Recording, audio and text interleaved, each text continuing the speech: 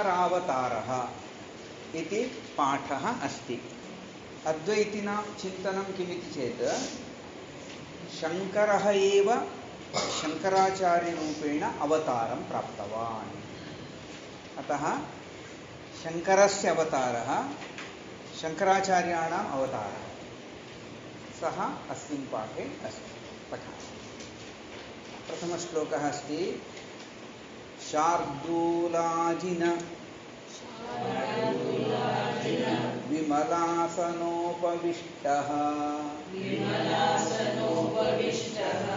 कर्पूरोत्कर विहसद्विभूतिधारी रुद्राक्षान्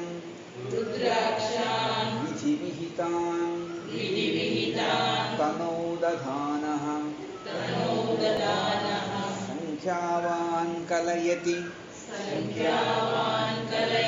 शङ्करैकभावम्। वस्तुतः कुत्रापि सन्धिः नास्ति, पृथक् पृथक् एव शब्दाः सन्ति। शार्दूलाजिन विमलासनोपविष्टः कर्पूरोत्कर विहसद्विभूतिधारी रुद्राक्षान् विधिविहितान् तनो दधानः संख्यावान् कलयति शङ्करैकभावम्। अस्मिन् श्लोके शङ्कराचार्यस्य पिता शिवगुरुः यः आसीत् तस्य विषये वर्णनमस्ति। वयं जानीमः किल, शङ्कराचार्यस्य पिता शिवगुरुः, माता आर्याम्बा। शिवगुरोः विषये अत्र उक्तम् अस्ति। शिवगुरुः कश्चन संख्यावान्, संख्यावान् इति शब्दः अस्ति। संख्यावान् इत्युक्ते पण्डितः इत्यर्थः। शिवगुरुः पण्डितः आसीत्, संख्यावान् कश्चित् अस्ति। सः शङ्करैकभावं कलयति। शङ्करः नाम भगवान् शङ्करः, पार्वतीपतिः शङ्करः अस्ति किल, तेन सह एकभावं कलयति। कलयति नाम गणयति, चिन्तयति इत्यर्थः। इत्युक्ते सः शङ्करः इव दृश्यते स्म इति वर्णनमस्ति। सः संख्यावान् शङ्करैकभावं कलयति। शिवगुरुः पण्डितः यः अस्ति सः शङ्कराचार्यः इव दृश्यते स्म इति कवेः वर्णनं। तत् कथम् इति वदामि। सः शार्दूलाजिन विमलासनोपविष्टः। सः कुत्र उपविष्टवान् अस्ति इति चेत् शार्दूलस्य अजिनम्। अजिनं नाम चर्म, शार्दूलः नाम व्याघ्रः।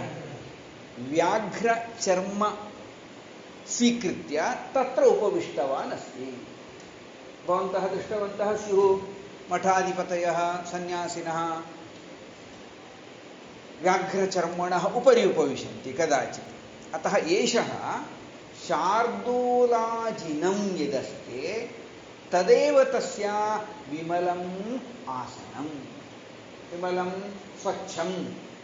स्वच्छम् आसनं, विमलम् आसनम् अस्ति। तस्मिन् आसने उपविष्टवान् अस्ति। तो शार्दूलाजिनमेव विमलम् आसनम्। अन्यत् वृक्षखण्डः, पीठं तादृशं न। आसनं किमिति चेत् शार्दूलाजिनमेव। शार्दूलाजिनमेव विमलम् आसनं तत्र उपविष्टः अस्ति। शार्दूलाजिन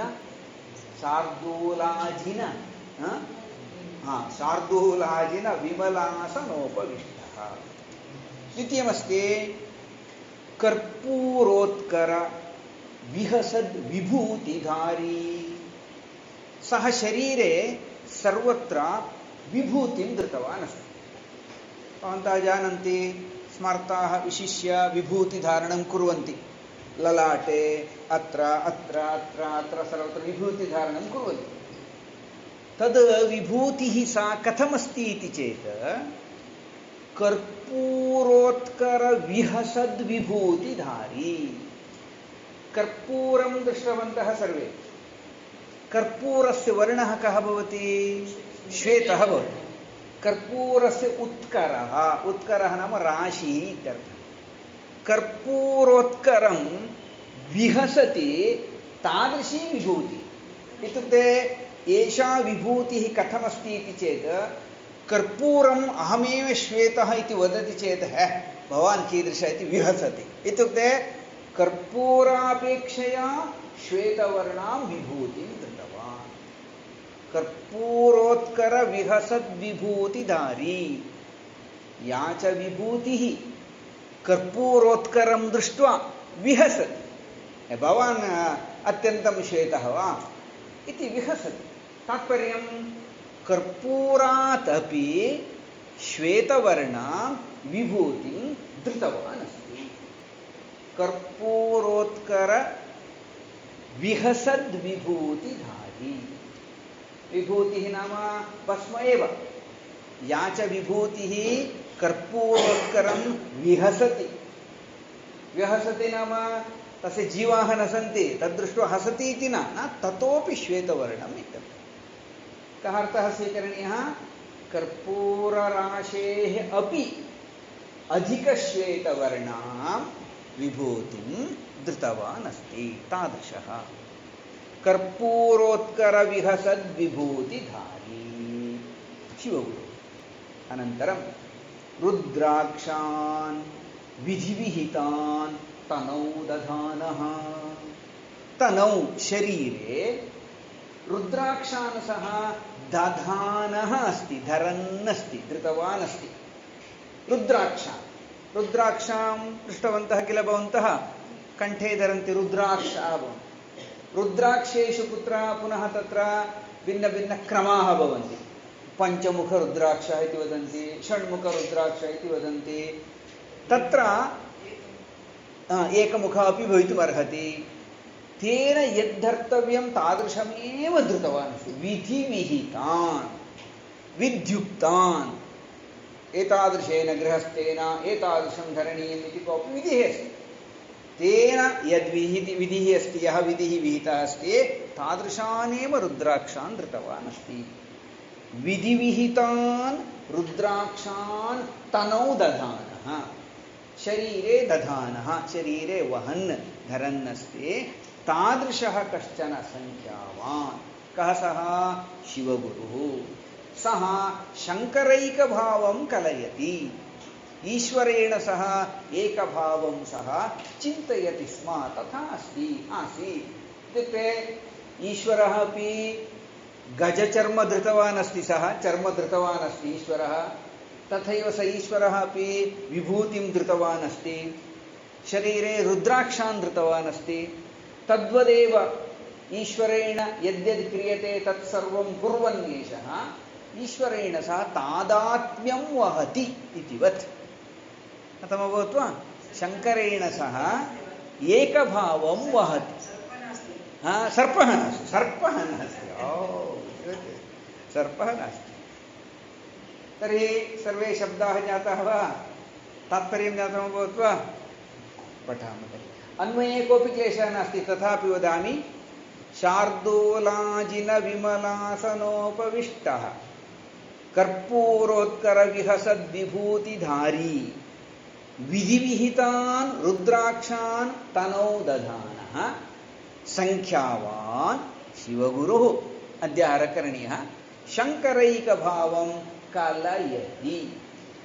कलयति कलसंख्याने इति धातुः. गणयति इति दर्शः. सः शङ्करैकभावं गणयति. तादृशः शिवगुरुः अस्ति. प्रत्येकं शब्दस्य समासः इत्यादि नावश्यकः. अन्ते पुनः यदस्ति तदहं प्रश्नोत्तरेषु तदहं कारयामि. तथापि आवश्यकं चेत् वदामि. इदानीं तु श्लोकं पठामः. शार्दूलाजिनविमलासनोपविष्टः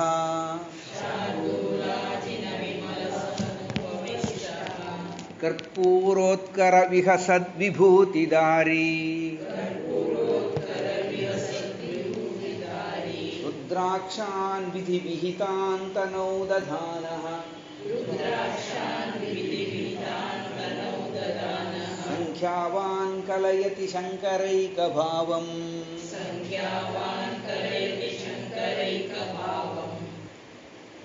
राजश्रीवृषभगिरौ विशुद्धचेताः आसन्ने वरतटिनी तटे मनोज्ञे मूलाशी कतिपयवासरान् फलाशी पर्णाशी बहुनियमान् समञ्चति स्म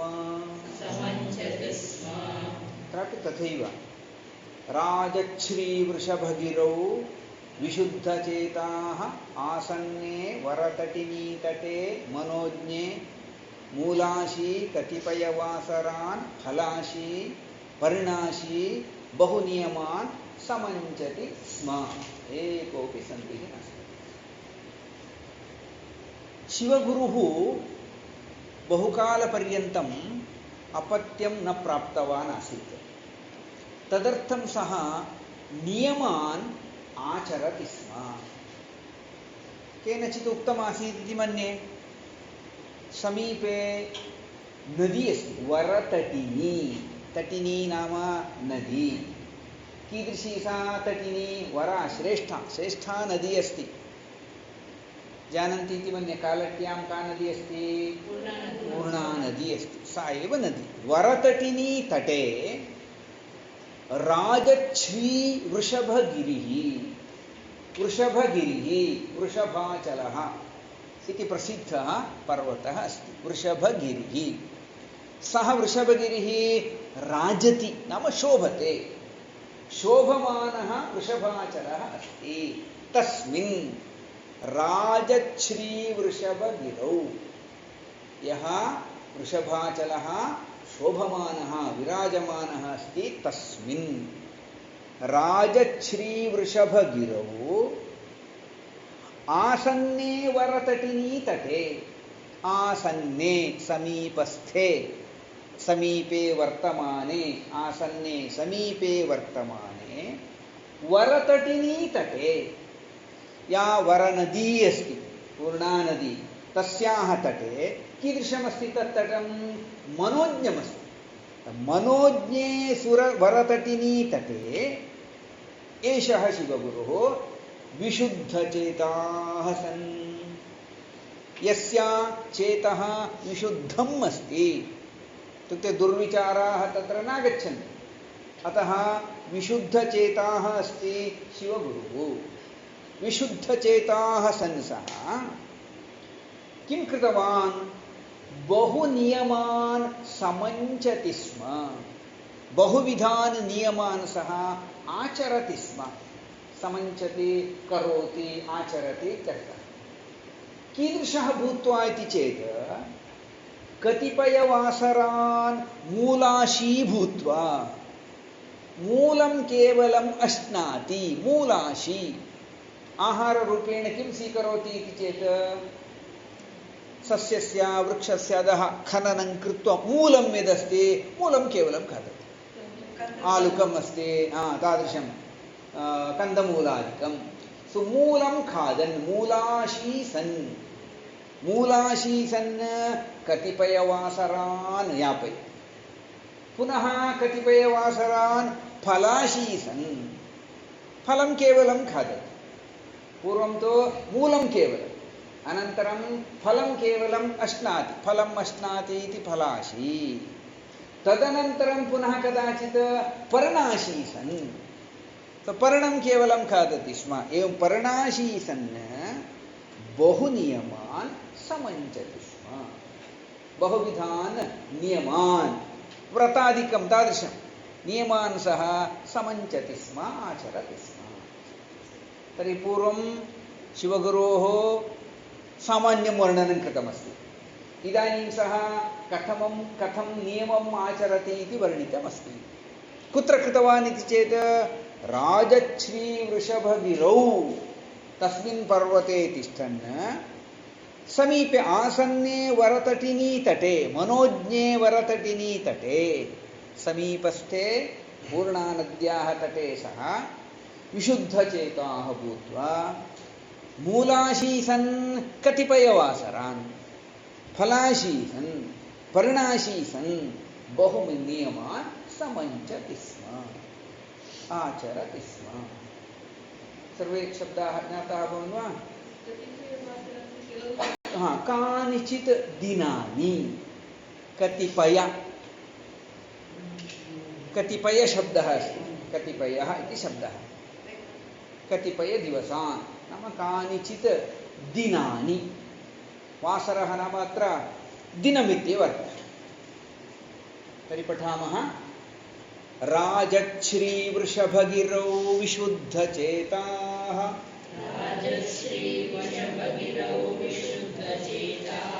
आसन्ने वरतटिनी तटे मनोज्ञे मूलाशी कतिपयवासरान् फलाशी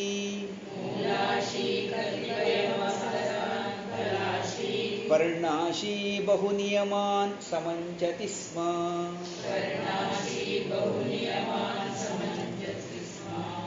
एवं शिवगुरुः वृषभाचले पार्श्वस्थे पूर्णानद्याः तटे बहुविधान् नियमान् आचरन् आसीत्। किमर्थं सः तथा कृतवान्? अपत्यप्राप्तिनिमित्तं, सन्तानप्राप्तिनिमित्तं सः एतादृशं नियमादिकम् आचरन् आसीत्। एवं तत्कृततपसा प्रसन्न ईशः स्वप्ने तं रुचिरतरामुवाच वाचम्।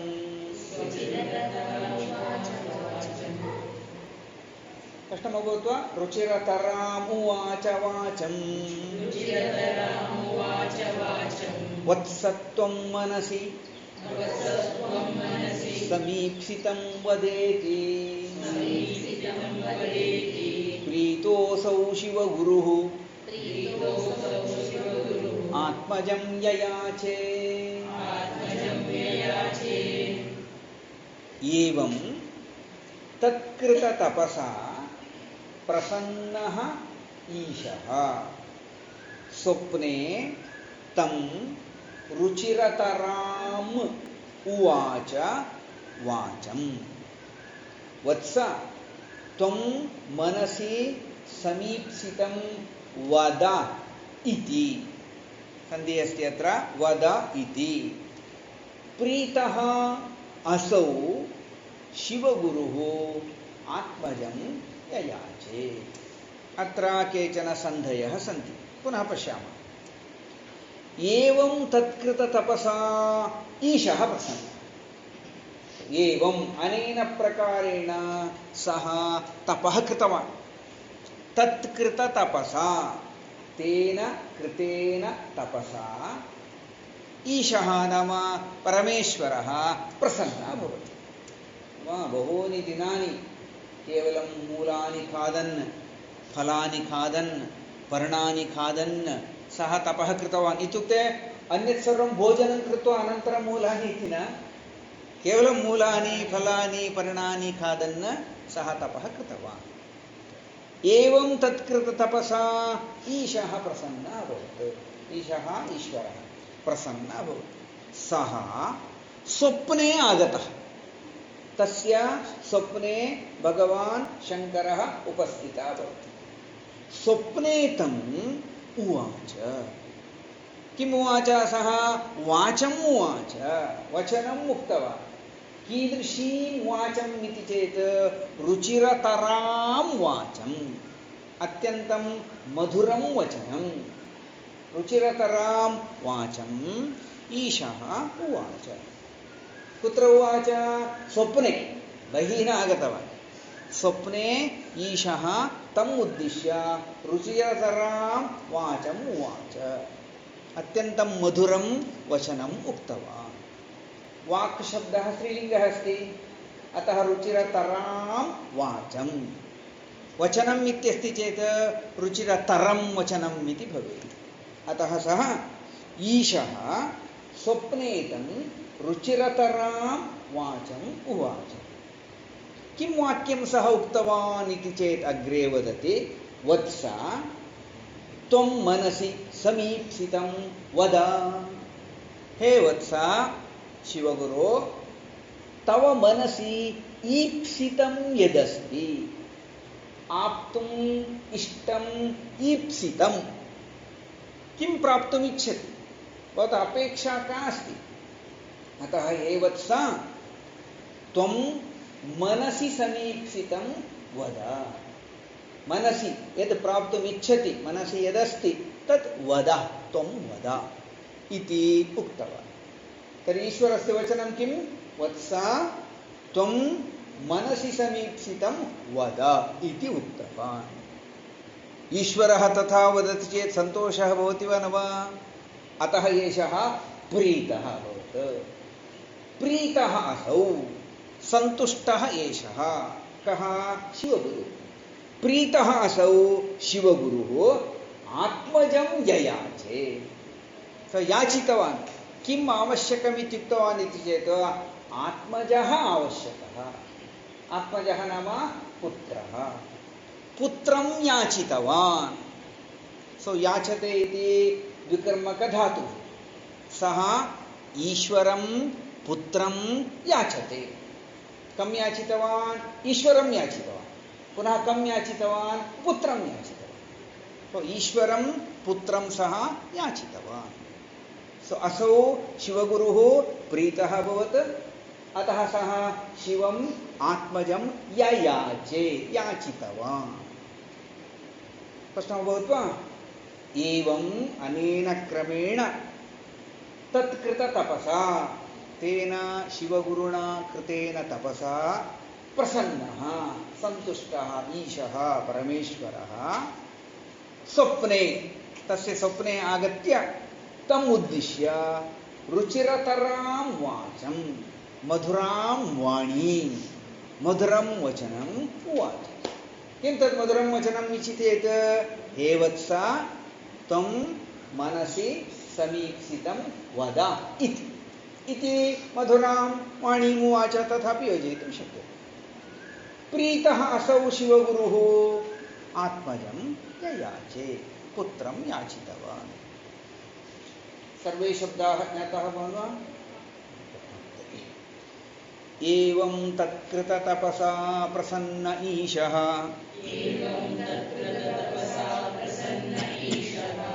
स्वप्ने तं रुचिरतरामुवाच वाचं। वत्स त्वं मनसि समीप्सितं वदेति, प्रीतोऽसौ शिवगुरुरात्मजं ययाचे। अत्र प्रसन्नः ईशः, प्रसन्न ईशः, विसर्गसन्धिः, विसर्गस्य लोपः जातः अस्ति। वद इति वदेति गुणसन्धिः अस्ति। प्रीतः असौ, विसर्गसन्धिः अस्ति, उकारः गुणः अस्ति, पुनः पूर्वोपसन्धिरपि अस्ति। प्रीतोऽसौ शिवगुरुः आत्मजं ययाचे। सत्यं, शिवगुरुः आत्मजं, शिवगुरुरात्मजं। विसर्गसन्धिः, विसर्गस्य स्थाने रेफः आगतः अस्ति। ययाचे, ययाचे इति याचृ धातुः। याचृ धातुः लिट्लकारे प्रथमपुरुषः एकवचनं। कः प्रश्नः भावना भगिनी? सम् उपसर्गपूर्वकम् ईप्सितं तत्। आप्तुं, वस्तुतः आप्लव्याप्तौ इति धातुः। आप्तुम् इष्टं ईप्सितम् इति भवति। अपेक्षितम्, अभिलषितम्, अभिलषितम्। लिट्लकार, ययाचे इति लिट्लकार।